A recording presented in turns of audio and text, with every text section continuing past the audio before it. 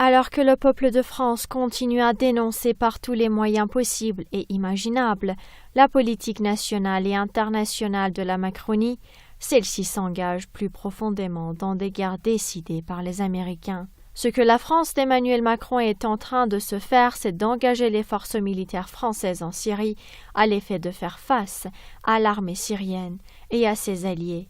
Comment peut-on analyser cette démarche française ? Un contexte qui n'a pas changé depuis plusieurs décennies, c'est le suivisme de la politique israélo-américaine au Proche-Orient. Donc, il est clair que la France ne se démarque pas et continue dans ses erreurs politiques. Il faut bien savoir que tous nos dirigeants français, mais également occidentaux, sont dans une logique de guerre. Et les politiques qui gèrent ces dossiers sont incompétents et les décisions qu'ils prennent sont irresponsables. Donc on va arriver à une véritable situation de conflit parce que la France n'a pas de conviction en ce qui concerne, de conviction politique en ce qui concerne la politique en Syrie et notamment au Proche-Orient.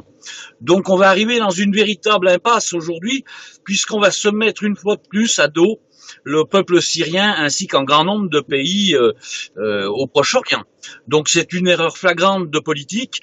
Quand on sait qu'en France il y a des centaines de milliers d'enfants dont les parents n'ont pas les moyens de leur offrir un petit déjeuner le matin, et on va dépenser des centaines de millions d'euros dans des actes guerriers. Ça paraît complètement incroyable d'avoir affaire à des politiques qui méprisent leur population et leur peuple dans leur envie, puisqu'on sait très bien qu'en France il y a beaucoup de gens qui ne veulent pas que la France intervienne.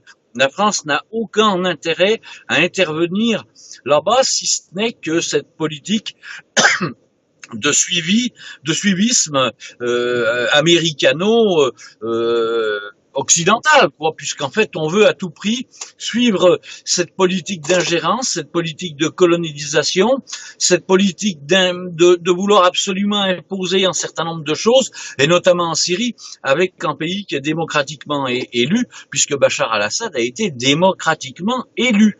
Donc c'est le seul rempart actuellement, Bachar al-Assad, de pouvoir faire face aux groupes terroristes que l'on a formés, que l'on a financés, que l'on a armés pour le renverser. Ceci ne marche pas, bien sûr. Donc aujourd'hui, on en est à créer encore un deuxième grand conflit pour asseoir la politique israélienne, notamment dans l'occupation illégale du Golan, puisque l'occupation du Golan sur un plan international est totalement illégale. Et on est en train d'asseoir cette politique occidentale au Proche-Orient.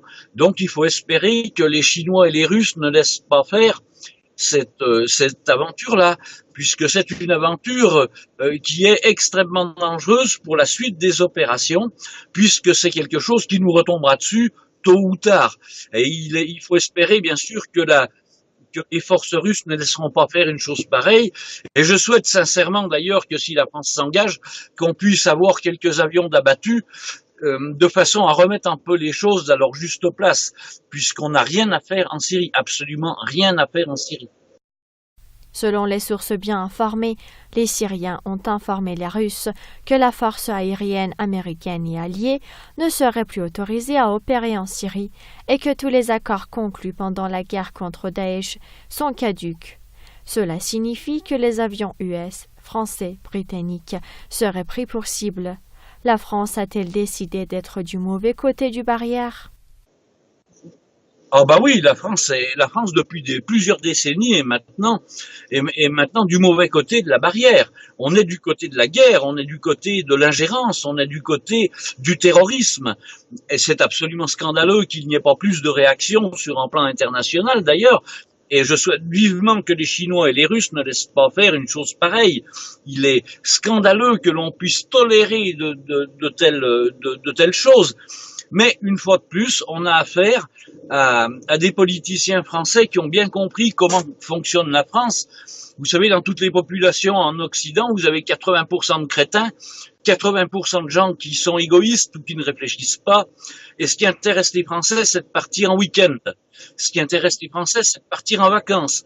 Après, les décisions au niveau international, ils s'en foutent un petit peu, tant qu'ils ne sont pas touchés, eux, personnellement. Ce qui est assez incroyable de voir ça. Donc les 20% de gens qui restent et qui réfléchissent à cette situation, d'un point de vue purement politique, n'ont très très peu de poids. Donc on peut difficilement agir pour empêcher ce genre de choses. Et quand vous avez des responsables politiques comme on a actuellement en France, eh bien, on peut malheureusement s'attendre au pire. Et ces responsables politiques savent qu'ils ont affaire à une population de crétins qui ne réfléchit pas. Et ils peuvent faire un petit peu n'importe quoi dès l'instant où on garantit aux Français d'avoir un litre d'essence pas très cher, de façon à ce qu'ils puissent partir en week-end ou en vacances. C'est malheureusement l'égoïsme occidental et le manque de réflexion de la part des Français et des peuples d'Occident que les choses puissent se passer comme ça. Vous savez, on a les politiques qu'on mérite. Hein. Si les Français réfléchissaient, on n'aurait sûrement pas des politiques comme ça à la tête de la France.